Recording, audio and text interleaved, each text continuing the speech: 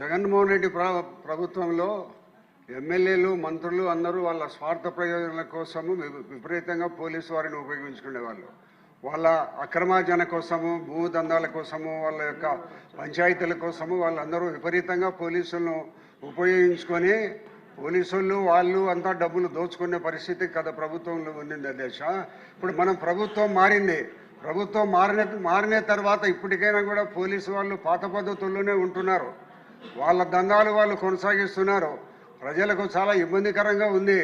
అటువంటి పరిస్థితుల్లో మరి కొంత పోలీసు వాళ్ళ మీద మేము ఏమైనా కంప్లైంట్ చేసినప్పటికీ ఉన్నతాధికారులు వాళ్ళ పోలీసు వాళ్లకు వాళ్ళ డిపార్ట్మెంటల్ కోఆపరేషన్ ఉంటుంది తప్పక న్యాయం చేసే పరిస్థితులు లేదు.